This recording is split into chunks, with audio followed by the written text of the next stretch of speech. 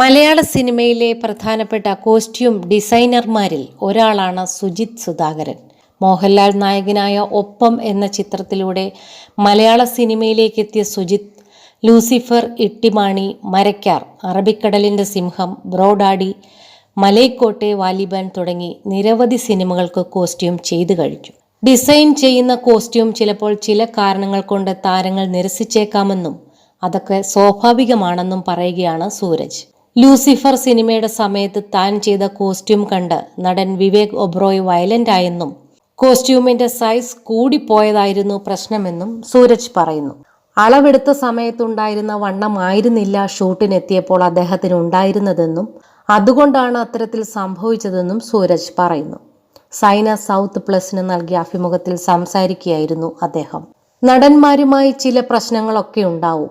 വിവേക് ഒബ്രോയുമായി അങ്ങനെ ഒരു പ്രശ്നമുണ്ടായിരുന്നു. ഷൂട്ട് തുടങ്ങുന്നതിന് 2 മാസം മുമ്പ് മുംബൈയിൽ പോയിട്ടാണ് അദ്ദേഹത്തെ ഞങ്ങൾ ആദ്യമായി കാണുന്നത്. തിരിച്ചദ്ദേഹം ഷൂട്ടിന് വന്നപ്പോഴേക്കും അദ്ദേഹത്തിന് ഒരുപാട് തടി കുറഞ്ഞു. ഞാൻ കൊണ്ടുപോയ സ്യൂട്ട് കണ്ടിട്ട് അദ്ദേഹം വയലന്റായി. സ്യൂട്ട് ഊരി നിലത്തിട്ടിട്ട് ഈ സ്യൂട്ട് ഇടില്ലെന്ന് പറഞ്ഞു. നമ്മൾ അത് അന്ന് തന്നെ ശരിയാക്കി.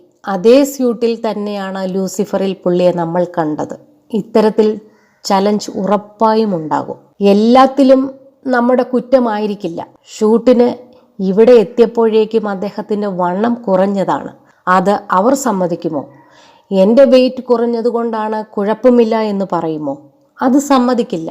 നാളെ ഈ സിനിമ പല ഭാഷകളിൽ ആളുകൾ കാണുന്നതാണ്. അവർക്കൊരു ഇമേജ് ഉണ്ട്, അത് കീപ്പ് ചെയ്തേ പറ്റൂ. അത് കിട്ടാനായിട്ട് അവർ പല പ്രശ്നങ്ങളും ഉണ്ടാക്കും. ആദ്യം ഒരു പ്രശ്നം ഉണ്ടാകുന്നത് വളരെ നല്ലതാണ്. ബാക്കിയുള്ള ദിവസങ്ങൾ കുറച്ചുകൂടി ഈസിയാകും, സൂരജ് പറയുന്നു. മരക്കാർ, അറബിക്കടലിൻ്റെ സിംഹവും എമ്പുരാനുമൊക്കെ ചെയ്യുമ്പോൾ ചില നടന്മാരിൽ നിന്നും ആദ്യ ദിവസം തന്നെ ചീത്ത കേട്ടിരുന്നെന്നും സൂരജ് പറയുന്നു.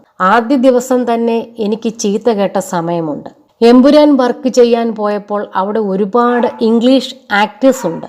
അവർക്ക് നമ്മൾ കൊടുക്കുന്ന സൗകര്യങ്ങൾ ഒരിക്കലും ഹോളിവുഡിൽ നിന്നും കിട്ടുന്ന രീതിയിൽ ഉള്ളതായിരിക്കില്ല. അവരുടെ റൂമിൽ പോയിട്ടാണ് നമ്മൾ കോസ്റ്റ്യൂം ട്രയൽ ചെയ്യുന്നത്. അവരുടെ നാട്ടിൽ അവർ ഈ രീതി കണ്ടിട്ടേ ഉണ്ടാവില്ല. അതുകൊണ്ട് തന്നെ സുനിൽ ഷെട്ടിയെ പോലെയൊക്കെയുള്ള ഒരാൾ തീർച്ചയായും ഡിഫെൻസീവ് ആവും. ഞാനിപ്പോൾ ഇവനോട് ഈ കാര്യം പറഞ്ഞില്ലെങ്കിൽ നാളെ ഇതേ കോസ്റ്റ്യൂമുമായി അവൻ എൻ്റെ അടുത്തും വരും. അതിന് ചിലപ്പോൾ ബട്ടൺ ഉണ്ടാവില്ല, കെട്ടാനുള്ളതുണ്ടാവില്ല.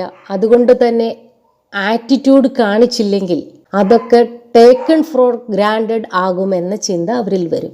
നമ്മൾ കോസ്റ്റ്യൂമുമായി നേരെ റൂമിലേക്ക് ഓടിച്ചെല്ലുകയാണല്ലോ. ആദ്യത്തെ 1-2 ദിവസം ചീത്ത കേട്ടു. 3-ാമത്തെ ദിവസം പുള്ളി നമ്മുടെ ആളായി, വലിയ കമ്പനിയായി. അങ്ങനെയുള്ള കാര്യങ്ങളൊക്കെ സംഭവിക്കും, സുജിത് പറഞ്ഞു.